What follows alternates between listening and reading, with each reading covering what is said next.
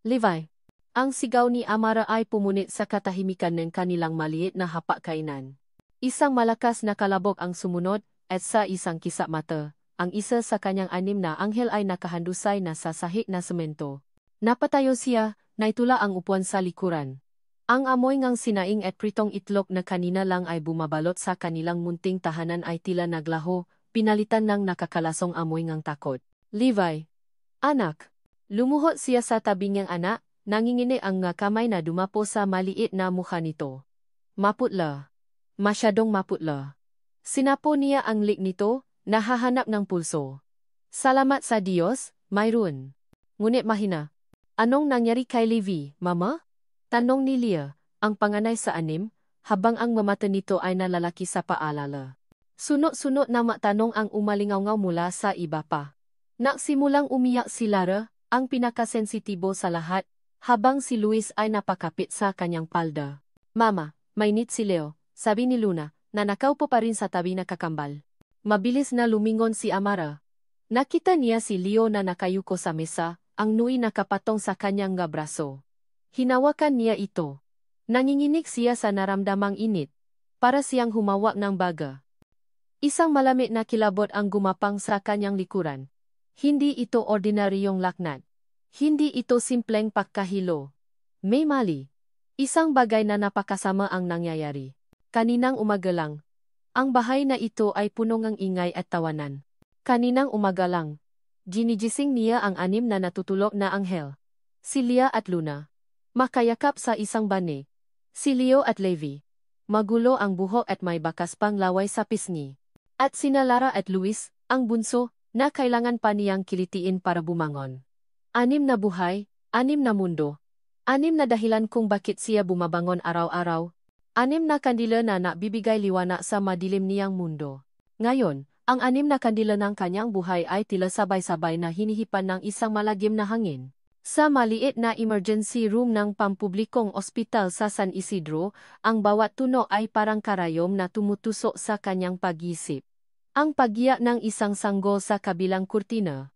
Ang mahinang pausap ng mga nurse. Ang walang katapusang paikot ng ventilador sa itaas. Nasa makakatabing higaan ang kanyang nga anak. 6 na maliliit na katawan na nakakabitan ng dextrose, nilalabanan ang latnat na ayaw bumaba. Si Levi ay nakamalay na, ngunit tulad ng kanyang nga kapatid, nanatili itong matamlay at mahina. Ang kanilang masisiglang nga mata ay napalitan ng mapupungay na titik. Napayakap si Amara sa sarili. Sinusubukang pigilan ang pangingini. Siya lang mag-isa.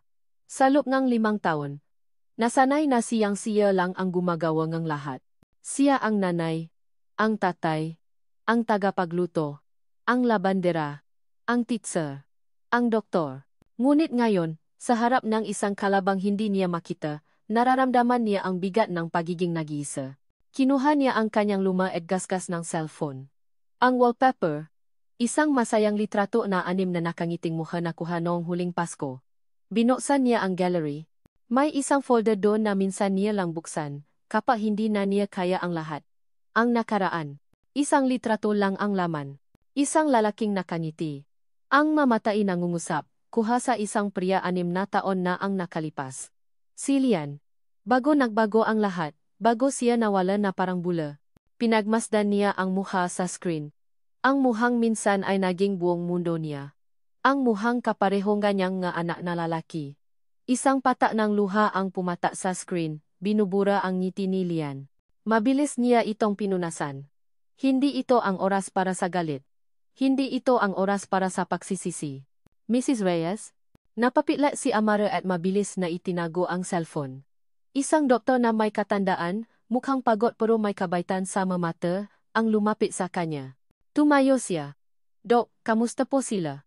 Bakit po hindi bumababa ang lagnat nila? Huminga ng malalim ang doktor. Isang buntong hininga na nasasabi sa kanyang hindi maganda ang balita. Mrs., may kakaiba sa kondisyon ng maanak ninyo. Pare-pareho ang sintomas nilang lahat. Base sa aming paunang pagsusuri, hindi ito ordinaryong impeksyon. Naramdaman ni Amaro ang paninikip ng kanyang dibdib. Ano po ang ibig ninyong sabihin, Dok? May hinala kami na ito ay isang uri ng rare genetic disorder. Ang masalita ay tila dayuhan sa kanyang pandini.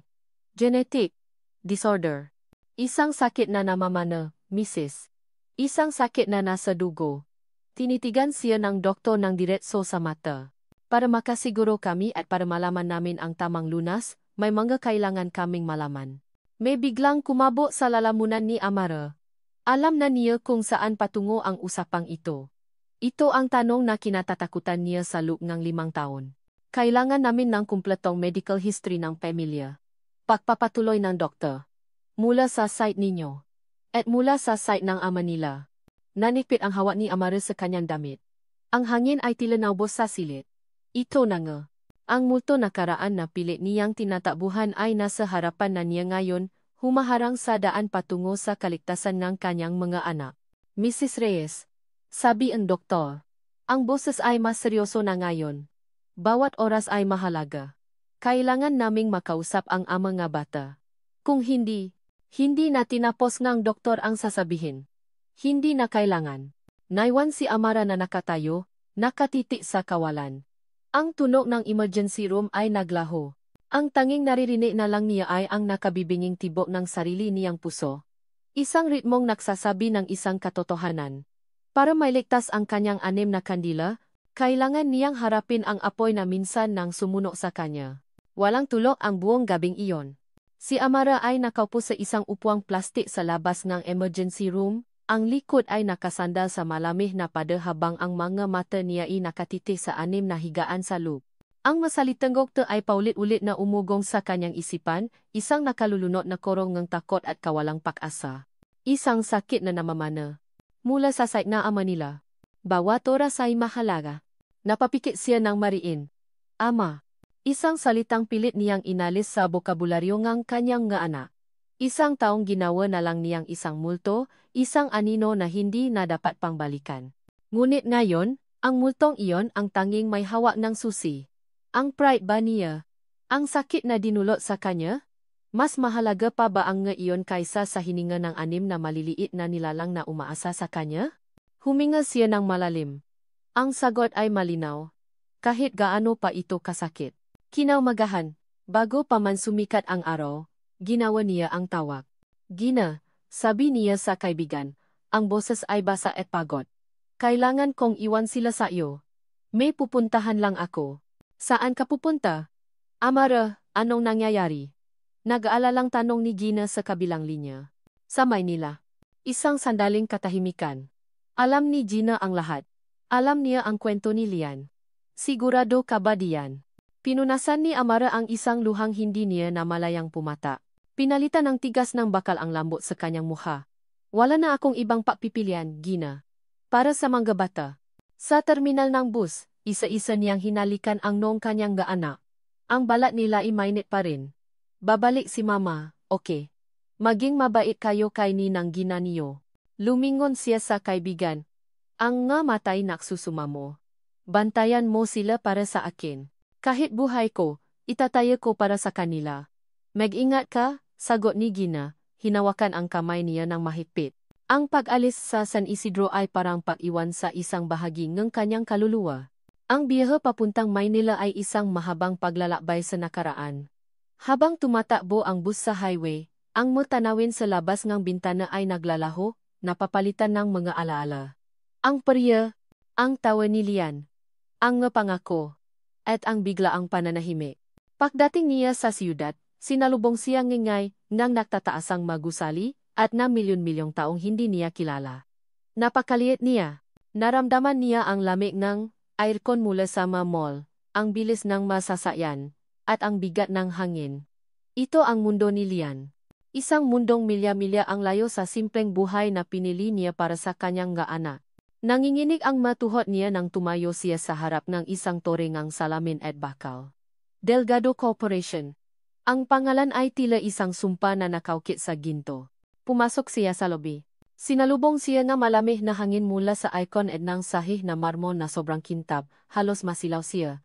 Ang lahat ng tao ay abala, nakadamit ng mamahalin, naglalakad na may tiwala sa sarili. Napatingin siya sa suot niyang kupas na maong at simpleng t-shirt. Napayakap siya sa dala niyang mumurahing bag. Para siyang isang basang sisi na naligaw sa pugat ng mga agila. Lumapit siya sa receptionist, isang babaeng may perpektong makeup at pilit na ngiti. Miss, gusto ko sanang makausap si Sir Lian Delgado. Tinaasan siya ng kilay na babay. Do you have an appointment, ma'am? Umiling si Amara. Wala, pero. Importante ito. Sabihin mo, tungkol ito kay Amara Reyes. I'm sorry, ma'am, but Mr. Delgado's schedule is full for the entire week. You can try setting an appointment. Miss, pakiusap. Nabasa ang boses ni Amara. Naramdaman niya ang pag-init ng kanyang nga mata. Emergency ito. Tungkol sa buhay at kamatayan. Nakita ang receptionist ang desperasyon sa kanyang mukha. Bumuntong hininga ito. Okay, ma'am. Please have a seat. I'll see what I can do. Naupo si Amara sa isang malambot na sofa na hindi niya naramdaman ang kaginhawaan. 10 minuto. 20 minuto. Bawat pag-ikot ng segundo sa malaking orasan sa pada ay parang isang suntok sa kanyang dibdib. Paano kung paalisin lang siya? Paano kung hindi siya paniwalaan? Isang tunog ng ding ang napabalik sa kanya sa realidad. Bumukas ang pinto ng elevator sa di kalayuan. At mula dun, lumabas siya. Hindi na siya ang Lian na nasa litrato sa kanyang cellphone. Nakasuot ito ngang isang mamahaling dark blue suit. Ang buho ay mayos na nakagisnan at ang bawat kilos ay nagsasabingang kapangyarihan at autoridad. May kausap itong isang lalaking may edad, tumatawa sa isang bagay na sinabi nito. Pagkatapos ay lumingo nito sa direksyon niya. Ang kanilang mga mata ay nagtakpo. Huminto ang mundo ni Amara. Huminto ang paikot ng bentilador, ang pausap ng mga tao, ang tibok ng kanyang puso. Nakita niya ang pagbabago sa mukha ni Lian. Mula sa pagiging kaswal, napalitan ito ng patataka tapos pakalito. Nakita niyang bahagyang bumuka ang labi nito. Kilala pa kaya siya nito. Tumayo si Amara, ang ngapa ay tila may sariling isip. Naglakat siya palapit, hindi alintana ang ngamatang nakatingin sa kanila. Huminto siya ilang hakbang mula sa kinaroroonan ni Lian. Ang amoy nega pabango nito ay pareho pa rin. Amara? Bulong nito, ang boses ay punong hindi makapaniwalang tono. Ang lahat ng inensayo niyang sasabihin ay naglaho. Ang galit, ang matanong, ang panunumbat. Isa lang ang natira. Ang desperadong sigaw ng isang ina. Nangingini ang kanyang labi nang magsalita siya, ang boses ay sapat lang para marinig nilang dalawa. Lian, nagsimula siya. Kailangan nang nga anak mo ang tulong mo. Nakita niya ang ganap na pakabila sa mga mata ni Lian. Ang kulay ay nawala sa mukha nito. Mga anak ko. Nautal nitong tanong. Bago pa man makasagot si Amara, isang malamig at matalas na boses ang pumunit sa tensyon mula sa likuran ni Lian. Lian, sino ang babaeng gito? Ang boses na iyon. Malamig, matalas, at puno ng autoridad na tila kayang mapatigil ng kahit anong tibok ng puso. Agad na napalingon si Amara sa pinanggalingan ng tinig. Nakatayo sa likuran ni Lian ang isang babae. Marahil nasa mahuling bahagi na ang kanyang 50 hase. Ngunit ang tindi ay diretso at ang muhay walang bahid ang anumang init. Nakasuot ito ang isang eleganteng pulang bestida, pinalamutian ng perlasalig at taina. Ang bawat hibla ang kanyang buho ay nasa tamang lugar. Siya si Doña Esmeralda Delgado. Nakita lang siya ni Amara sa mga larawan sa diaryo noon, pero sa personal, ang kanyang presensya ay mas nakakapanliit. Ang mata niya, nakaparehong kay Lian ngunit walang bahid ng anumang kabaitan, ay sinusuri si Amara mula ulo hanggang paa, na parabang isa siyang dumi na kumapit sa mamahaling sapatos. Nakita ni Amara ang pagbabago sa mukha ni Lian.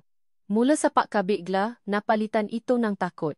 Ma, sabi nito. Ang boses ay halos pabulong. Hindi pinansin ni Doña Esmeralda ang anak. Ang mata niya ay nanatiling nakapako kay Amara.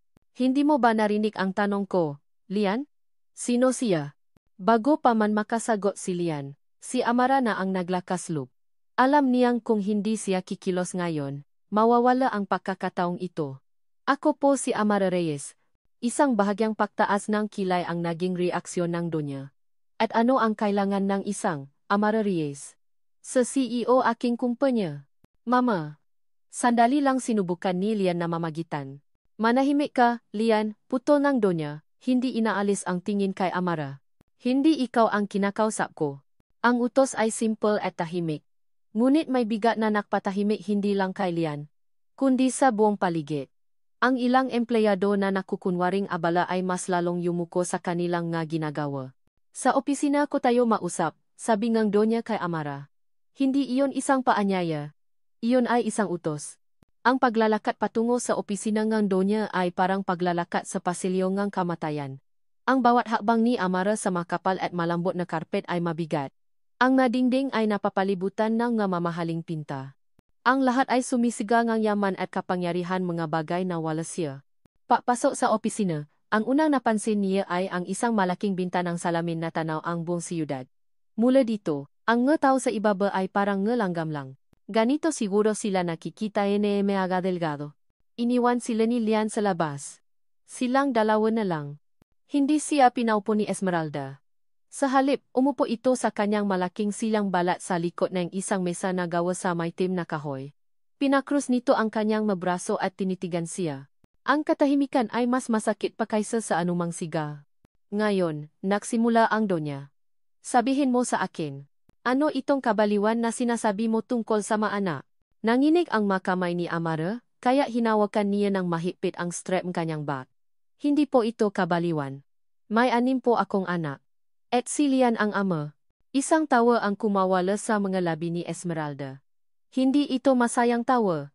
Ito ay isang tawang puno ng pang-iinsulto. Talaga. At pagkatapos niyang 6 na taon, ngayon mo lang naisipang ipaalam sa kanya. Anong klase kang babay? Wala po akong hinihingi para sa sarili ko, giit ni Amara, pinipilit na maging matata. May sakit po sila. Isang rare genetic disorder. Kailangan po nila ng tulong mula sa ama nila. Sabi ni Esmeralda, na parabang naunawaan na niya ang lahat. So, hinila nito ang isang drawer sa kanyang mesa at naglabas ng isang checkbook. Itinapon niya ito sa ibabaw ng mesa, kasama ang isang gintong pluma. Dumausdos ito at huminto sa mismong harapan ni Amara. Makano? Tanong ni Esmeralda, ang boses ay walang emosyon. Sabihin mo ang presyo mo para sa iyong katahimikan at para sa paglaho mo sa buhay ng anak ko. Isulat mo ang kahit anong halaga. Siguraduhin mo lang na pagkatapos nito, hindi ko na makikita ang pagmumukha mo. Nakatitig lang si Amara sa checkbook. Ang bawat salita ng Donya ay parang isang matulis na bubok na tumatara sa kanyang pagkatao. Pakiramdam niya ay hinubaran siya at binastos sa harap ng buong mundo. Ang lahat ng kanyang paghihirap, ang kanyang pagmamahal sa mga anak, ang sakripisyo niya. Lahat iyon ay tinumbasan lang ng isang blankong seka. Isang bagay ang pumutok sa loob niya. Hindi takot. Hindi hiya. Kundi galit. Isang dalisay at nag-apoy na galit. Dahan-dahan. Kinuha niya ang tsika. Hindi ang buong checkbook, kundi ang isang piraso lang. Tinitigan niya si Esmeralda ng diretso sa mata. At sa harap nito, dahan-dahan niyang pinunit ang tsika. Una sa gitna, tapos muli. At muli. Hanggang sa maging maliliit na piraso na lang ito. Binitawan niya ang piraso. Nahulo ang ito sa makintab na sahig na parang niebe. Hindi para ang kailangan ko, sabi ni Amara, ang boses ay hindi na nangingini. Ito ay matatag at puno ng isang bagay na kahit siya ay nagulat kapangyarihan. Buhay ngam ga anak ko ang nakataya. Tumawa ulit si Esmeralda, pero sa pagkakataong ito, may bahid ng inis sa kanyang tawa. Ang tapang mo. Akala mo ba maniniwala ako sa drama mo? O akala mo ba, si Lian, babalikan ka pa niya? Tumayo ito at lumakat palapit sa kanya. Ang bawat hakbang ay may bigat. Para sa kaalaman mo, matagal nang kinalimutan ni Lian ang isang pagkakamali na tulad mo. Sa katunayan, alam niya na binayaran ka noon para lumayo at hindi na magpakita pa. Natigilan si Amara. Ang hangin ay tila ninakaw mula sa kanyang mabaga. Ano? Anong sinasabi niyo? Oh, hindi niya sinabi sa iyo. Ngumisi si Esmeralda. Ako mismo ang nasabi sa kanya na isa kang desperadang babae na tumanggap ng pera para lang iwan siya. At naniwala siya. Dahil bakit hindi? Mas madaling paniwalaan iyon kaysa sa isiping iniwan mo lang siya ng walang dahilan. Ito na. Ang huling suntok. Ang kasinungalingan na bumalot sa 6 na taon ng kanyang paisa. Kaya pala hindi na siya hinanap. Dahil sa isip ni Lian, isa lang siyang bayarang babae. Naramdaman ni Amara ang pagbagsak ng kanyang balikat. Ang tapang na naramdaman niya kanina ay biglang naglaho, pinalitan ng isang nakapanlulumong sakit. Talo na siya. Umalis ka na, sabi ni Esmeralda, ibinali ang malamig nitong tono. Wala kang mapapala dito. Hindi na sumagot si Amara. Tumalikot siya at naglakad palabas ng opisina, bawat hakbang ay mas mabigat kaysa sa nauna. Dinaanan niya ang lobby, hindi na pinapansin ang mataong nakatingin. Tuloy-tuloy lang siya hanggang sa makalabas ang gusali. Sinalubong siya ngang kulimlim na langit. At kasabay ngang paglabas niya, nagsimulang pumata ang ulan. Unaya ambon. Hanggang sa lumakas ito, na parabang nakikidalamhati ang langit sa kanya. Hindi niya alam kung saan siya pupunta. Naglakad lang siya ng walang direksyon, hinahayaang basain ng ulan ang kanyang mukha, damit, at kaluluwa. Ang bawat pata ay parang luhang hindi niya kayang ilabas. Nasa gitna siya ng kanyang padurusa nang maring ang kanyang cellphone. Kinuha niya ito mula sa kanyang bag. Si Gina. Sinagot ni Jaito. Hello? Amara. Ang boses ni Gina sa kabilang linya ay puno ng paalala at takot. Nasaan ka na? Si Leo. Tumataas ang laknat niya at hindi mapakalmang ang gamot. Nagsisigaw siya sa sakit. Ang lahat ng sarili niyang sakit ay biglang naglaho. Isang bagong uring ang takot, mas matindi at mas kayat, ang pumalit. Ano? Papunta na ako. Napatakbo si Amara sa gitna ng ulan. Nahahanap ngang masasakyan. Ang tanging nasa isip niya ay ang kanyang anak na naghihirap. At ang katotohanang lalo lang siyang napalayo sa tulong na kailangan nito. Naiwan si Lian na nakatayo sa gitna ng lobby. Ang nasalita ni Amara ay umugong pa rin sa kanyang tainga. Kailangan ng nga anak mo ang tulong mo. Mga anak ko? Ang masalitang iyon ay parang isang malakas na lindo na yumanik sa pundasyon ng mundong kanyang ginagalawan. Sa isang iglap, ang CEO ng Delgado Corporation, ang lalaking may kontrol sa lahat, ay naging isang estatwang hindi makagalaw. Ang isip ay blanko. Nakita niya ang paalis ni Amara, ang likod nitong basang-basa ng ulan, ang itsurang puno ng pakatalo. Isang bagay sa loob niya ang gustong sumunod, gustong humingi ng paliwanag, gustong. Hindi niya alam. Ngunit bago pa man siya makakilos, ang mahipit na kamay ng kanyang ina ay dumapo sa kanyang braso.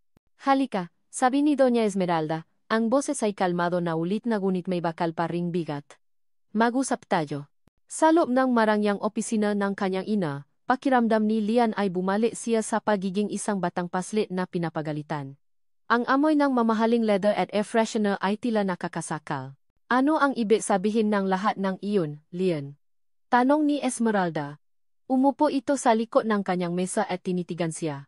Hindi ko alam, ma, sagot ni Lian, ginugulo ang sariling buhok sa pakalito.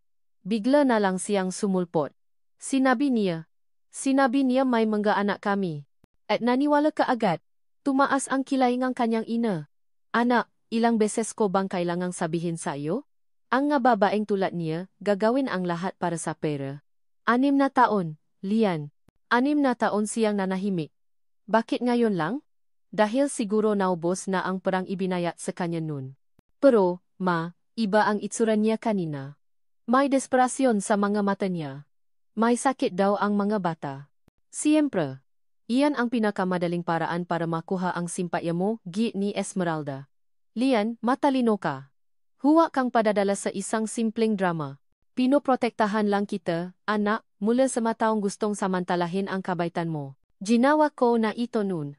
At gagawin ko ulit ngayon. Hindi makatingin ng diretso si Lian sa kanyang ina. Ang nga salita nito ay may lohika, isang malamig at malupit na lohika na nakasanayan na niyang paniwalaan. Pero bakit may isang bahagi sa kanya na hindi mapalagay? Bakit ang imahe ng mata ni Amara na puno ng luha ay hindi mawala sa kanyang isipan? Tama po kayo, ma. Sabi na lang niya. Isang paksukong matagal na niyang kabisado. Mabuti, sabi ngang Donya, isang ngiti ngang tagumpay ang sumilay sa mga labi nito, kalimutan mo na siya. Isang pagkakamali lang iyon sa nakaraan na hindi na dapat pang binubuhay. Ngunit hindi niya makalimutan. Pabalik niya sa sarili niyang opisina, ang apat na sulok ng kanyang mundo ay tila kumikitit. Ang nga numero sa stock market report, ang nga email na kailangan ng sagot, lahat ay nawala ng kulay. Binuksan niya ang kanyang computer at hinanap ang CCTV footage and lobby kanina. Nakita niya ang eksena. Ang pagdating ni Amara. Ang kanyang paglapit. Ang takot at desperasyon sa mukha nito. Ni-rewind niya ito. Pinanood niya ulit. At ulit. Na-zoom in siya sa mukha ni Amara. Magulo ang buhok nito, basa ng ulan ang damit. Hindi ito ang Amara na naalala niya. Ang Amara na kilala niya ay laging nakangiti. Ang mga mata ina niningning sa tuwa. At sa pag-isip na iyon, isang alaala ang bumalik. Isang gabi sa perya ng San Isidro. Ang ingay nga tao, ang ilaw mula sa Ferris wheel, ang amoy ng popcorn. Hawa niya ang kamay ni Amara. Tumatawa sila habang sinusubukan niyang manalo ng isang malaking teddy bear sa isang laro. Kahit hindi mo makuha yan? Okay lang, sabi ni Amara. Ang ngiti nito ay mas maliwanag pa kaysa sa lahat ng ilaw sa perya. Ikaw pa lang? Sapat na. Ang gabing iyon. Ang huling gabi nila. Isang gabing puno ng tamis at mga pangakong hindi na nasundan. Kinabukasan, tumawag ang kanyang ina. May emergency daw sa Maynila. Kailangan niyang umuwi agad. At nang sinubukan na niyang tawagan si Amara para magpaalam, hindi na ito sumasagot. Pagkatapos ay dumating ang balita mula sa kanyang ina umalis na daw si Amara, tumanggap ng pera, at ayaw na siyang makita. Napapikit si Lian. Mas madaling paniwalaan ang kwento ng kanyang ina nun. Mas madaling tanggapin na nasilaw sa pera si Amara kaysa sa isiping bigla na lang siyang iniwan nito ng walang paliwanag. Pero ang babae sa CCTV footage. Ang babaeng handang makmukhang kaawa-awa at harapin ang kahihiyan. Hindi iyon ang mukhang ang isang babaeng mukhang pera. Iyon ang mukhang isang inang natatakot. May mali. May malaking mali sa kwento. Dahan-dahan, kinuha niya ang kanyang personal na cellphone. Sumilip muna siya sa pinto ang kanyang opisina upang siguraduhin walang nakikinig. Pagkatapos ay nagdial siya ang isang numero. Hello Mark? Pabulong niyang sabi. Si Mark ay isang matalik na kaibigan mula kolehiyo, ngayon ay isang respetadong doktor. Sorry sa abala. May itatanong lang sana akong confidential. Ano yun pare? May problema ba?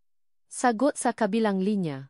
May nabanggit sa akin tungkol sa isang rare genetic disorder. Hindi ko nakuha ang eksaktong pangalan, pero posible ba yun? Isang sakit na pwedeng makuha nga bata mula sa ama. Narinig niya ang pet type sa kabilang linya. Maraming ganyan. Lian. Depende sa sakit. Bakit mo natanong? Basta. Pare. Check mo naman para sa akin ang isang rare genetic disorder na pwedeng maging sanhingang mataas at paulit-ulit na lagnat sa mabata, lalo na kung sabihin na nating multiple births, like kambal, o higit pa. Wow, specific yan, sabi ni Mark. Sige, hahanapin ko. Mahirap yan, pero titignan ko kung may tumutugma sa mga database. Tawagan kita mamaya. Pagkababa niya ng telepono, napasandal si Lian sa kanyang upuan. Ang puso'y kumakabo ng malakas. Hindi niya alam kung ano ang inaasahan niyang malaman. At mas lalo niyang hindi alam kung ano ang gagawin niya kapag nalaman na niya ang totoo. Makalipas ang isang oras, tumuno ang telepono niya. Si Mark. Lian, sabi ngang kaibigan, at sa tono pa lang nito, alam na ni Lian na may nahanap ito. Nawala ang pagiging kaswal sa boses nito. Napalitan ito ngang seryosong tono. May nahanap ako. May isang posibilidad. Isang napakabihirang kondisyon. At namamana ito. Huminga ng malalim si Lian. Gaano ka seryoso?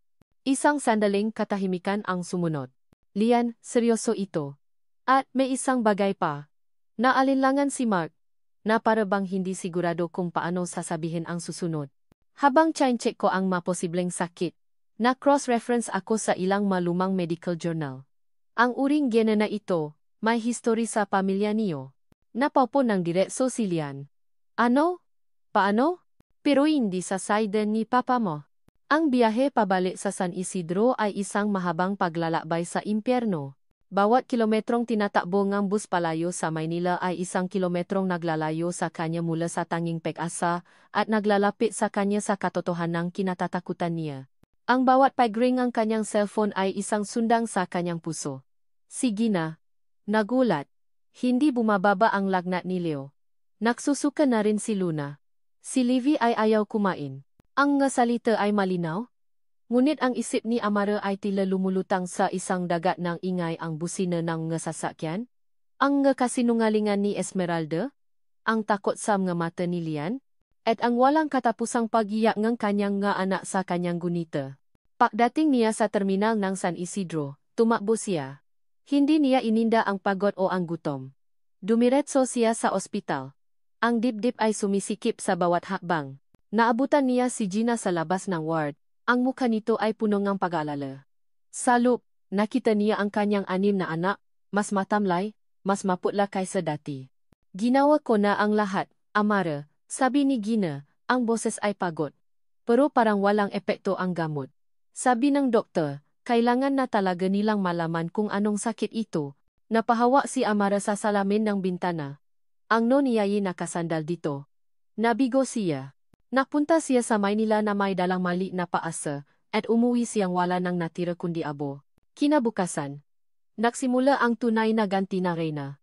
Dinatnan ni Amara ang may-ari ng maliit na apartment na inupahan niya, si Aling Pesing, na nakatayo sa labas ng kanyang pinto, kasama ang dalawang malalaking lalaki. Amara, pasensya na, sabi ng matanda, hindi makatingin sa kanya ng diretso. Kailangan niyo nang umalis. Pero bayad po ako hanggang sa susunod na linggo. Gulat na tanong ni Amara. May tumawa sa akin. Isang abogado mula sa Maynila. Binili na daw nila ang buong luta. At gusto na nilang bakante na ito ngayon din, paliwanag ni Aling Pesing, ang takot ay bakas sa kanyang muha. Pasensya na, anak. Ayokong gulo. At sa harap niya, sinimulang ilabas ng dalawang lalaki ang kanyang nga gamit. Ang manatitirang laruan ng nga bata. Ang nga damit. Ang nga bani na pinagtutulugan nila.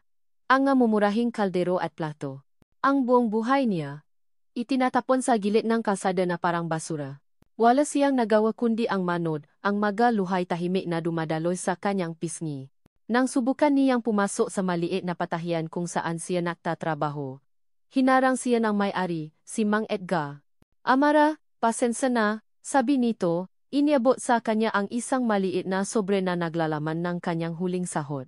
Hindi na kita pwedeng patrabahuhin dito. May tumawa din. Baka daw sunugin ang pwesto ko kapag hindi kita tinanggal. Ang bawat salita ay isang dago. Ang bawat pahinging ang pasensya ay isang patunay sa kapangyarihan ng babaeng sumumpa na sisirain siya. Nang hapong iyon, habang pansamantalang ipinagagamit ni Gina ang isang sulok sa bahay nito para sa magagamit niya, inilahat ng kaibigan ang pinakamasakit na dago sa lahat. Nakakalat sila ang tsismis, Amara, sabi ni Gina, nang gigigil sa galit. Narinig ko sa palengke. Isa ka daw gold digger. Napunta ka daw sa Maynila para mangikil sa isang mayamang pamilya. Nang hindi ka daw naktagumpay, gumawa ka ang kwento na may sakit ang mga anak mo. Napapo si Amara sa isang tumpok ng gadamit. Gina, may nasabi pa na baka hindi naman daw talaga sila may sakit, na ginagamit mo lang sila. Iyon na, ang huling pata. Hindi lang ang buhay niya ang sinisira ni Esmeralda, kundi pati ang kanyang pagkatao bilang isang ina. Niyakap niya ang kanyang nga tuhod at doon, sa gitna ngang nakalat niyang nga gamit at ng nga masasamang salita na lumilipol sa kanyang dangal, umiyak siya. Umiyak siya hindi lang dahil sa pagod at galit, kundi dahil sa isang nakakapanlumpong pakiramdam ng pagkatalo. Wala na siyang bahay. Wala na siyang trabaho. Wala nang natitira sa kanyang pangalan. At ang kanyang nga anak ay unti-unting nanghihina sa ospital. Naramdaman niya ang yakap ni Gina. Hindi totoo yun, Amara. Alam ko ang totoo. Hindi ka nag-isa. Ngunit sa sandaling iyon, pakiramdam ni Amara, siya na ang pinakanagisang tao sa buong mundo. Sa gitna ng kanyang paghihinapis, isang sasakyan ang huminto sa tapat ng bahay ni Gina. Hindi ito ordinaryong sasakyan. Ito ay isang mamahaling itim na kotse, sobrang kintab na nasasalamin ang kulimlim na langit. Ang itsura nito ay hindi nababagay sa maalikabok na kalsada ng kanilang simpleng barangay. Bumukas ang pinto sa driver's seat. At mula dun, lumabas si Lian. Nakatayo siya doon, nakasuot ng simpleng polo shirt at maong malayo sa itsura niya sa opisina ngunit ang aura ng yaman at ibang mundo ay nakakabit pa rin sa kanya. Natigilan si Amara. Nanuyo ang kanyang ngaluha. Ang kalungkutan ay napalitan ng pagkabigla, na mabilis na naging gali. Ano ang ginagawa niya dito? Para lalo siyang ipahiya? Para ipakita sa lahat na tama ang maksismis. Nakita ni Lian ang lahat. Ang nagamit na nakatambak sa labas. Ang mata ni Amara na namumukto. Ang isura ang isang buhay na winasak. Nakita ni Amara ang pagbabago sa mukha ni Lian. Pagkabigla. Pagsisisi. At isang bagay na hindi niya inaasahan determinasyon. Naglakad ito palapit. Bawat hakbang nito ay tila mabigat. Huminto ito sa harap niya, ang nga matay nakatingin sa kanya, puno nga emosyong hindi niya mabasa. Amara, sabi nito, ang boses ay basak at puno ngang isang damdaming hindi niya narinig mula dito kailanman. Paksisisi. Tinaas niya ang kanyang mukha. Handang isigaw ang lahat ng kanyang galit. Ngunit naunahan siya nito. Amara, patawarin mo ako, sabi ni Lian, ang boses ay desperado. Nandito ako para tumulong. Tinalikuran siya ni Amara. Umalis ka na. Wala ka nang dapat tulungan dito. Hindi. Git nito. Kailangan mong makinig. May nalaman ako. Uminto si Amara, ngunit hindi lumingon. May nalaman ako. Tungkol sa pamilya ko. Nakatayo si Lian sa harap ni Amara. Ang mga salita ay tila bumara sa kanyang lalamunan. Nakita niya ang pader na itinayo ni Amara sa paligid nito, isang pader na gawa sa sakit, galit, at 6 na taon ng pag-iisa. Alam niyang hindi sapat ang simpleng patawad. Alam ko, galit ka, sabi ni Lian, ang boses ay halos paos. May karapatan kang magalit. Pero kailangan mong pakinggan ito. Hindi lang para sa akin, kundi para sa kanila. Itinuro niya ang ospital sa di kalayuan. Hindi kumibo si Amara, ngunit nakita ni Lian ang bahagyang pagbabago sa mga mata nito. Ang galit ay nandun pa rin, ngunit may sumilip na kislap ng pag-aalala para sa mga anak. Iyon ang tanging siwang na kailangan niya. Tumawa ako sa isang kaibigan, papatuloy niya, pinipilit na huwag mautal. Isang doktor. Tinanong ko siya tungkol sa sakit na sinabi mo. Isang rare genetic disorder na namamana. Isang mapait na ngiti ang sumilay sa labi ni Amara. At ngayon naniniwala ka na. Huli na yata. Hindi mo naiintindihan, sabi ni Lian. Lumapit pa nga isang hakbang. Napaurong si Amara. Amara, ang sakit. Toto. At may history nito ang pamilya namin. Iyon ang nakakuha ang kanyang buong atensyon. Nakita niya ang pakunot ng noo nito. Huminga ng malalim si Lian bago sabihin ang mga salitang babago sa lahat. Pero hindi sa side ng papa. Amara, ang sakit na iyan. Ang genetic marker. Nagmula ito sa pamilyang gumama. Ang katahimikan na sumunod ay mas mabigat kaysa sa kulimlim na langit sa itaas nila. Nakatitih lang si Amara sa kanya, ang utak ay tila pinoproseso ang isang impormasyong napaka-imposibleng paniwalaan. Ang ina ni Lian? Ang babaeng tumapak sa kanyang pagkatao? Ang pinamulan ng lahat na ito? Nagsisinungaling ka, sabi ni Amara, ngunit ang kanyang boses ay walang kasiguraduhan. Gusto mo lang sisihin ang nanay mo. Hindi. Giit ni Lian. Ang desperasyon ay umaakyat sa kanyang boses. Ito ang totoo. Kaya pala gano'n na lang ang reaksyon niya. Hindi dahil sa Amara. Dahil sa takot. Takot siyang malaman ang sikreto ng pamilya niya. Tumingin si Amara sa mata ni Lian, nahahanap ng anumang bahid ng panloloko. Wala siyang nakita kundi isang desperadong katotohanan. Kailangan nating patunayan, sabi ni Lian. Ngayon din. Pupunta tayo sa ospital, magpapakuhanan akong dugo. Hahayaan kong i-test nila ako. Para malaman natin. Para sa kanila. Ang paglalakad papasok ng ospital ay kakaiba. Hindi sila nag-usap, ngunit sa unang pagkakataon sa loob ng 6 na taon, sabay silang humahakbang patungo sa isang direksyon. Pagdating nila sa ward kung nasaan ang nga bata, huminto si Lian sa may pintuan. Natigilan siya. Sa loob. Sa 6 na makakatabing higaan, nakahiga ang 6 na maliliit na bata. 6 na maliliit na bersyon niya at ni Amara. May isang batang babae na may buhok na kasing itim at tuwid ng kay Amara.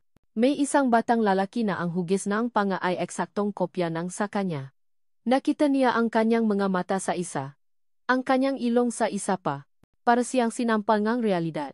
Hindi na sila isang abstract na konsepto, isang paratang mula sa isang babae mula sa nakaraan. Sila ay totoo. Sila ay nabubuhay. Humihinga. At nakdurusa. At sa loob ng 5 taon, wala siya.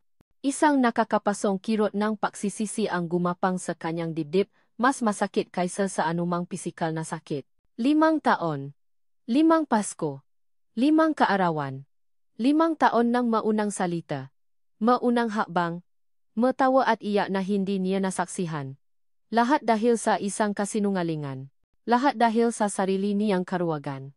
Naramdaman niya ang pangingilit ng luha sa kanyang mata. Mabilis niya itong pinigilan.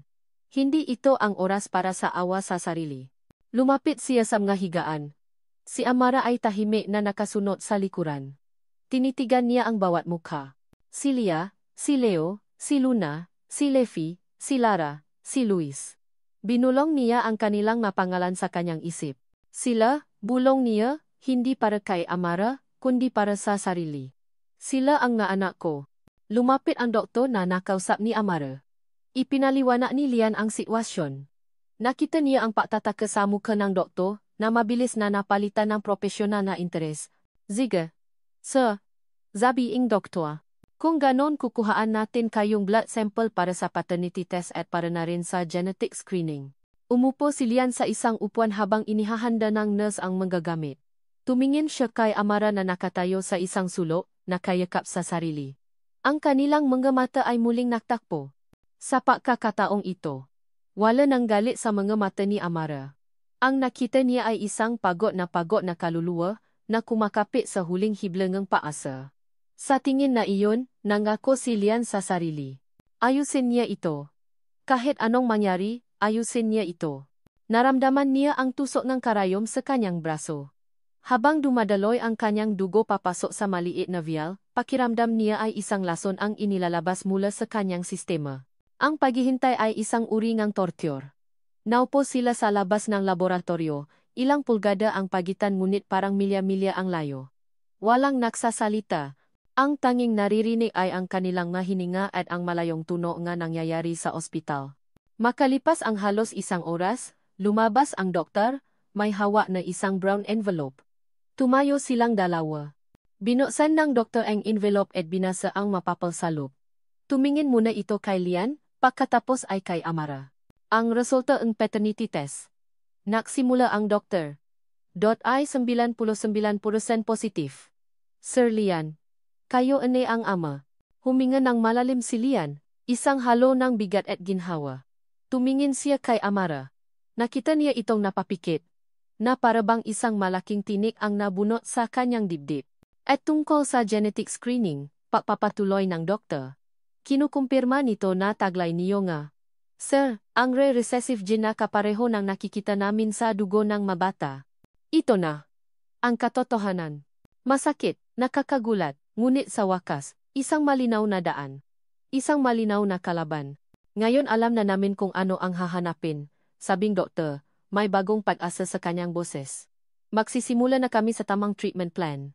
Sa unang pagkakataon sa araw na iyon, isang tunay na ngiti ang sumilay sa mga labi ni Amara. Isang pagod, ngunit puno ng pasasalamat na ngiti. Tumingin ito sa kanya, at sa isang sandali, nawala ang pader sa pagitan nila. Sa isang sandali, sila ay naging dalawang magulang na may isang layunin. Salamat, bulong ni Amara. Ngumiti sana pabalik si Lian. Sasabihin gagawin natin ito ng makasama, nang biglang mag-ring ang kanyang cellphone. Nangunot ang noo niya nang makita ang pangalan sa screen. Mama. Nakaalangan siyang sagutin ito. Tumingin siya kay Amara, na naghihintay din. Sinagot niya ito. Hello? Ma? Ang boses sa kabilang linya ay hindi mainit. Ito ay malamig. Kasing lamig na yelo. Alam ko na kung nasaan ka. Naramdaman ni Lian ang panlalamig ng kanyang dugo. Huwa na huwa mong itatwa, papapatuloy ng kanyang ina, ang bawat salita ay may diin. Kung hindi ka uwi sa Maynila ngayon din, sisiguraduhin kong hindi mo na kailanman makikita ang bastardo mong anak. Ang paasa ay isang basong babasagin. At ang baso ni Amara, na bolang ilang minuto ang nakalipas, ay biglang binasa ng isang tawa sa telepono. Nakita niya ang pagbabago sa mukha ni Lian. Ang determinasyon ay napalitan ng putlang-putlang takot. Ang salita ng kanyang ina sa kabilang linya ay hindi niya naririnig, ngunit ang epekto nito ay kasing linaw ng isang kidlat sa madilim na gabi. Kailangan kong umalis, sabi ni Lian pagkababa ng telepono, ang boses ay nanginginig. Binalingan niya si Amara, ang nga matay puno ng pagsusumamo at pag-alala. Amara, babali ako. Ayusin ko ito. Pangako. Ngunit habang pinapanood niya si Lian na namamadaling lumabas ng ospital at sumakay sa kotse nito, isang malamig na kilabot ang gumapang sa kanyang likuran. Ang pangako ni Lian ay parang isang bulong na tinatangay ng hangin. Alam niyang sa pag-alis nito, hindi lang siya ang iniwan nito. Iniwan nito ang kanilang munting sandata sa gitna ng isang digmaan na hindi pa nagsisimula. Kinabukasan, dala ang isang supot ng maligamgam na pandesal at malinis na damit, pumasok si Amara sa ward, handang harapin ang panibagong araw ng paalaga. Ngunit sinalubong siya ang isang tanawing nagpatigil sa kanyang pahinga. Ang makama. Ang 6 na kama ay walang laman. Ang makumot ay mayos na nakatupi. Ang maunan ay malinis. Walang dextrose. Walang maliliit na katawan na nakahiga. Walang bakas na may magabatang nagdurusa doon, ilang oras lang ang nakalipas. Nabitawan niya ang supot ng pandesal. Gumulong ang nga tinapay sa sahig. Nasaan sila? Sigaw niya sa kawalan. Nasaan ang mga anak ko? Isang nurse na abala sa pag-ayos ng SAT ang lumingon sa kanya, ang mukha ay walang emosyon. Ah, Mrs. Reyes. Inilipat na po sila. Inilipat? Saan? Bakit hindi niyo sinabi sa akin? Nangingini ang boses ni Amara. Isang halo ng pakalito at lumalaking takot. Biglaan po ang desisyon ng management, sabi ng nurse, hindi man lang tumitingin sa kanya. Masyado na pong puno ang ospital. Kailangan ng espasyo para sa mga bagong pasyente. Kumuha ito ng isang papel mula sa kanyang station. Ito po ang transfer papers. Nasa Rural Health Unit na po sila ng San Mateo. San Mateo? Ang liblib na bayang iyon sa paanan ng bundok? Alam niya ang lugar na iyon. Ang health unit doon ay isang maliit na klinika na kulang sa gamit at halos walang doktor. Para itong paghahati sa kanila sa kanilang kamatayan. Hindi. Umiling ka si Amara. Hindi pwede. Ang nga anak ko, may sakit sila. Kailangan nila ngang gamit dito. Hindi niyo sila pwedeng ilipat doon. Pasensya na po, Mrs. Final na po ang desisyon, sabi nga nurse, bumalik na sa kanyang ginagawa, na para bang si Amara ay isang istorbo lang. Ngayon niya naintindihan. Hindi ito dahil sa puno ang ospital. Ito ang ganti. Ito ang kamay ni Doña Esmeralda, umaabot mula sa Maynila, dinudukot ang kanyang maanak palayo sa kaligtasan. Nang hihinang napasandal si Amara sa pader. Ang kanyang mabinti ay tila ayaw na siyang suportahan. Paano niya lalabanan ang isang kalabang kayang magdikta sa isang buong ospital? Paano? Sa gitna ng kanyang pag-aalala, tumuno ang kanyang cellphone. Si Lian. Isang maliit na kislap ng pag-asa. Lian. Sagot niya, ang boses ay desperado. Inilipat nila ang mga bata. Dinala nila sa San Mateo. Kailangan nating gawin ang isang bagay. Ang narinig niya sa kabilang linya ay hindi ang boses ng isang CEO na handang lumaban. Ang narinig niya ay ang boses ng isang taong talunan.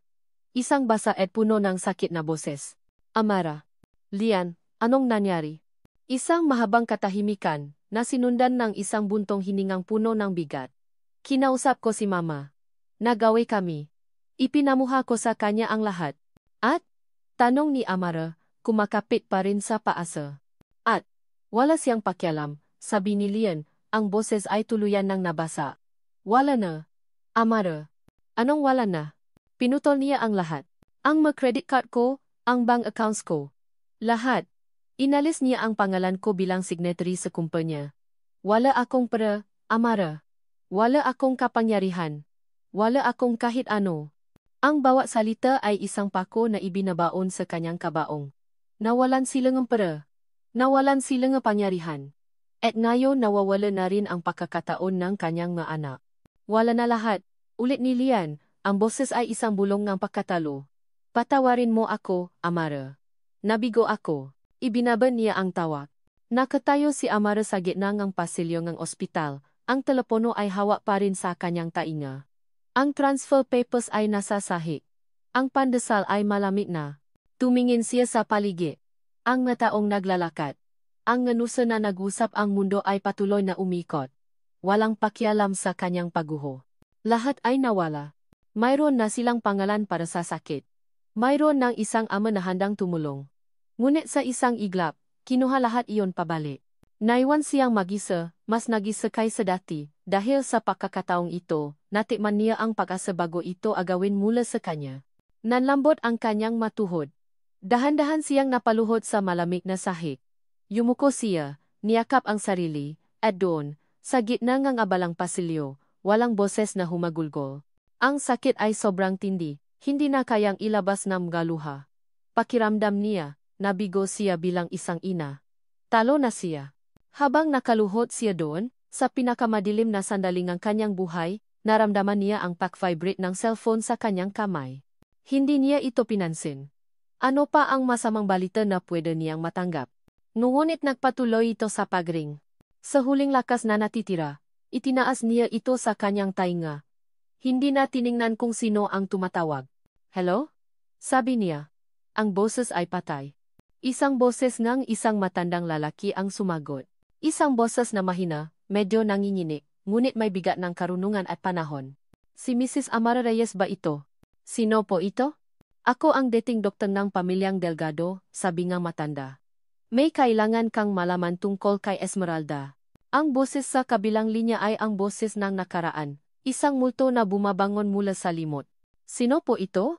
Ulit ni Lian, ang isip niya ay nahahanap ng anumang alaala na maaring pakabitan ng tini. Hindi na mahalaga kung sino ako, sagot ng matanda. Ang mahalaga ay ang alam ko. Nakilala ko si Esmeralda bago pa man siya naging isang Delgado. Nakilala ko ang kapatid niya. Nangunot ang no ni Lian. Kapatid. Walang kapatid si Mama. Isang mahinang. Mapait na tawa ang narinig niya. Ayan ang gusto niyang paniwalaan ng lahat. Ngunit mayroon. Ang pangalan niya ay Clarita. Isang maganda at masayahing babae. Isang babaeng namatay sa edad na 25 dahil sa isang misteryosong sakit na unti-anting kumain sa lakas niya. Isang sakit na naging sanhi ng paulit-ulit na lagna at panghihina, hanggang sa bumigay ang kanyang katawan. Nanigas si Lian. Ang bawat salita ng matanda ay tumatagos sa kanya, bumubuo ng isang larawang napakalagim. Nakmakaawa ako kay Esmeralda, noon na ipaalam sa pamilya ang asawa niya, pakpapatuloy ng gokto. Pero tumanggi siya. Ang sabi niya, kahihiyan daw ito sa kanilang angkan. Isang kahinaan na hindi dapat malaman ng mga makapangyarihang Delgado. Kaya ibinaon niya ang katotohanan, kasama ng kanyang kapatid. Pinili niya ang pangalan kaysa sa dugo. Ang telepono ay tila naging isang piraso ang yelo sa kamay ni Lian. Ito na. Ito na ang huling piraso ang palaisipan. Ito na ang sandata. Nasaan po kayo? Tanong ni Lian. Sa isang maliit at madilim na coffee shop sa kabilang bayan, nakita sila. Si Lian, si Amara, at ang matandang doktor. Si Dr. Sandoval. Kasama nila si Gina, na tahimik na nakabantay na parang isang sundalo. Muling inilahat ni Dr. Sandoval ang lahat, ipinakita ang isang lumang litrato ni Esmeralda kasama ang isang babaeng kamuhang-kamuha nito si Clarita. Inilabas niya ang isang kopya ng death certificate nito, kung saan nakasaad na complications from a recurring fever of unknown origin.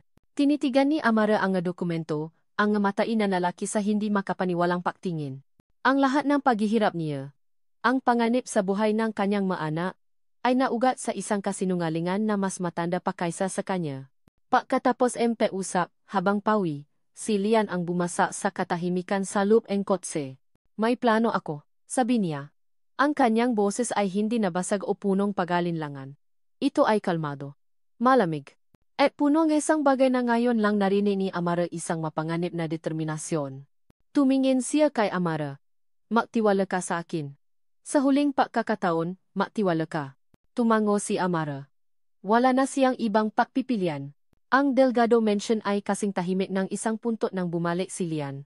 Naabutan niya ang kanyang ina sa sala, nagbabasa ng isang libro, na para bang walang nangyari. Mabuti umuwi ka na. Sabi nito. Hindi man lang naangat ng tingin. Akala ko ba kailangan kitang turuan ulit ng leksyon? Hindi na po, ma, sagot ni Lian. Ako na ang magtuturo ng leksyon ngayon. Iyon ang nakapaangat ng tingin ng donya. Nakita nito ang pagbabago sa anak. Ang takot sa mga mata nito ay wala na. Anong ibig mong sabihin? Nakpatawa ako ng pulong. Dito. Ngayon din, sabi ni Lian. Darating ang nga abogado ng pamilya, at ang dalawang pinakamatagal na miyembro ng board ng Delgado Corporation. Isang family meeting. Nakita niya ang pakalito sa mukha ng ina, na mabilis na napalitan ng inis. At sino ka para magpatawa ng pulong? Ako. Ngumiti si Lian, isang ngiting hindi umabot sa kanyang mamata. Ako ang amanganin mong apo. Dumating sila. Ang dalawang abogado at ang dalawang matandang miyembro ni board. Lahat ay nagtataka kung bakit sila ipinatawag sa isang gabi. Pinaupo sila ni Lian sa sala. Si Doña Esmeralda, sa unay nagalit, ay napilitang umupo na rin, nagpapakita ang isang kalmadong harapan. Nasimula si Lian. Inilahat niya ang lahat. Ang pagkakaroon niya nga 6 na anak. Ang sakit nila. Ang pagtanggi ni Amara sa pera. Isang simpleng kwentong panoloko, sabi ni Esmeralda, tumatawa ng bahagya para sa mabisita. Huwa niyo nang pansinin ang bata. Dalalang emosyon. Hindi po ito emosyon, Tita Esmeralda, sabi ni Lian, ang boses ay matatak. Ito po ay katotohanan. Ang sakit na dumadaloy sa dugo nga anak ko ay isang genetic disorder. Isang sakit na namamana. Humipit ang hawa ni Esmeralda sa braso ng niyang silya. At ang sakit na iyon, papatuloy ni Lian, tinititigan ang kanyang ina ng diretso sa mata, ay mula sa pamilya ninyo. Mula sa dugo ng de la Vega. Namutla si Esmeralda. Kasinunggalingan. Talaga po. Kung gayon, siguro kasinungalingan din si Clarita de la Vega. Ang pangalan ay parang isang bombang sumabog sa gitna ng silid. Nakita ni Lian ang pakasinda sa mamata nga niyang ina. Ang kulay ay tuluyang nawala sa mukha nito. Ang mga abogado at board members ay nakatinginan, puno en makalito. Sino si Clarita? Tanong genehe isang abogado. Siya po ang kapatid ng aking ina. Sagot ni Lian. Isang kapatid na namatay sa parehong sakit na ngayon ay nagpapahirap sa 6 kong anak. Isang katotohanang ibinaon ng aking ina sa loob ng 30 taon para lang protektahan ang kanyang pangalan. Hindi totoo yan. Sigaw ni Esmeralda, tumatayo, ang boses ay nanginginig na ngayon. Gawa-gawa mo lang lahat yan. Kung gayon, sino po ang babaeng ito? Lahat ay napalingon sa pintuan ng sala. Nakatayo doon si Amara. Hindi na siya ang babaeng kaawa-awa at basang-basang ang ulan sa lobby. Ang suot niya ay simple pa rin, ngunit ang kanyang tindig ay diretso. Ang kanyang mata ay hindi na nagpapakita ng takot, kundi ng isang tahimik na lakas.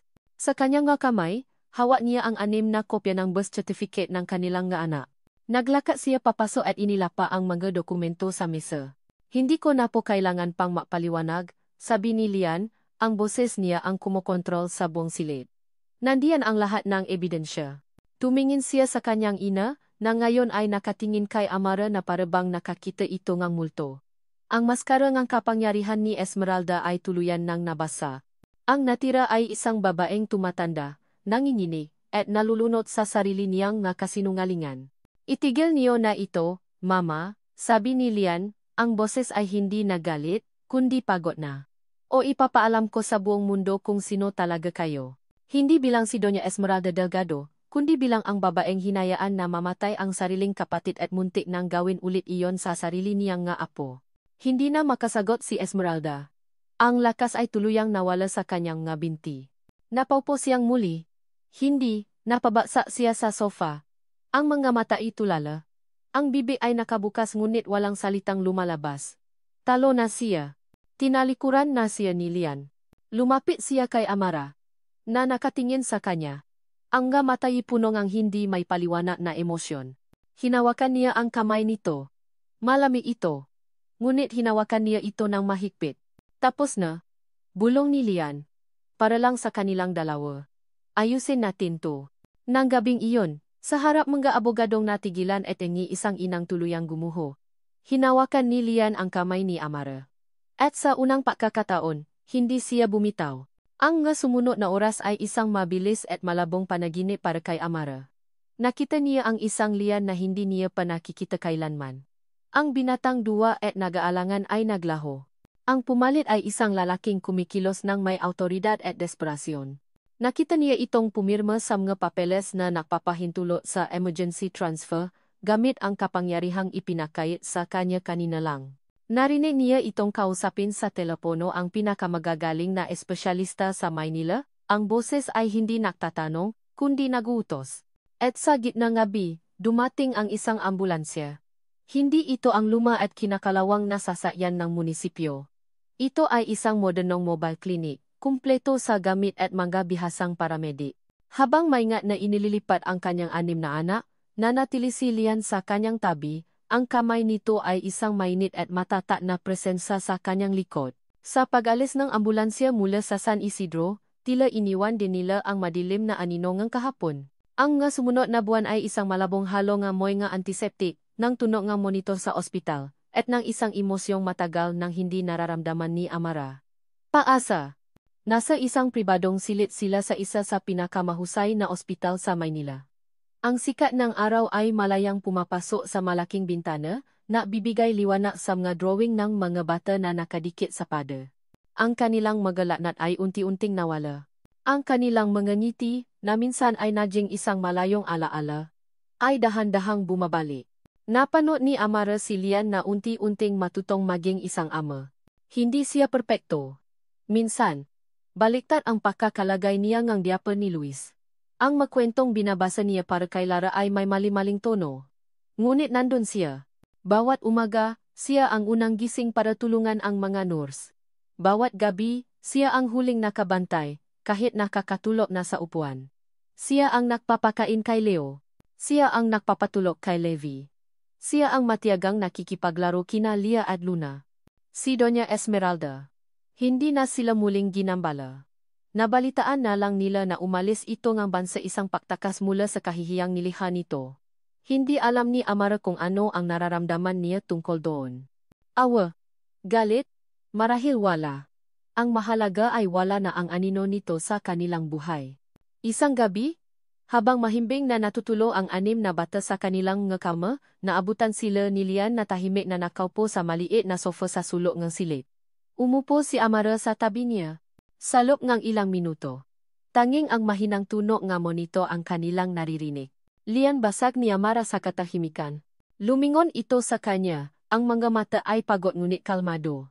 Kasalanan ko rin, sabi ni Amara, nakatingin sa kanyang makamay. Dahil sa pride ko, sa takot kong masaktan ulit. Pinili kong dalhin lahat mag-isa. Sana sinabi ko, sayo nun pa. Patawarin mo ako. Umiling si Lian. Ako dapat ang humingi ng tawad, Amara, sabi nito. Ang boses ay puno ng pagsisisi na hindi na kasing sakit ng dati, kundi isang tahimik na paamin. Duwag ako. Tumakbo ako nun. Imbes na ipaglaban ka, naniwala ako sa isang kasinungalingan dahil iyon ang mas madali. Hindi ako ang amang nararapat sa kanila. Hindi ako ang lalaking nararapat sa iyo. Iyon ang kasalanan ko. Walang yakap na naganap.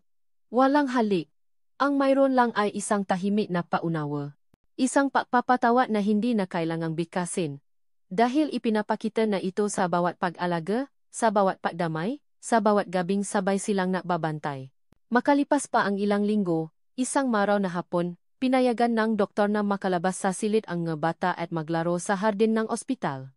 Nakatayo sina Amara at Lian sa di kalayuan, pinapanood ang 6 na bata na naghahabulan sa damuhan. Mas payat pa rin sila kaysa sa ibang mga bata, ngunit ang kanilang ngatawa ay malakas at tutu. Ang tunog na iyon ay musika sa tainga ni Amara. Si Lia, ang kanilang panganay, ay tumigil sa patakbo at lumapit sa kanila. Kinuha niya ang kamay ni Amara. Pagkatapos ay lumingon siya kay Lian at kinuha rin ang kamay nito. Sa isang simpleng kilos na tila galing sa isang pusong puro pa, pinapatong niya ang makamay ng kanyang nga magulang. Nakatinginan sina Amara at Lian. Sa itaas ng ulong ang kanilang anak, ang kanilang mga mata ay naktakpo. Isang ngiti. Hindi ito ang ngiti nga nag-ibigang tinamaan ng kili. Ito ay ngiti ngang 2 sundalong makasamang nanalo sa isang mahirap na digmaan.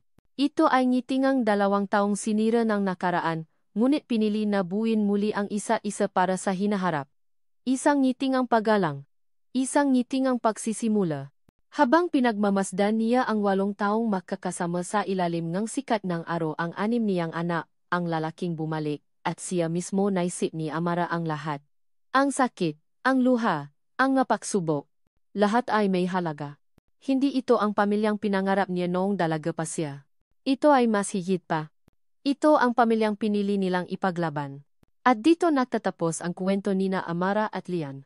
Mula sa kaibuturan ng aking puso, maraming salamat sa inyong pagsubaybay at paksama sa bawat kabanata ng kanilang paglalakbay.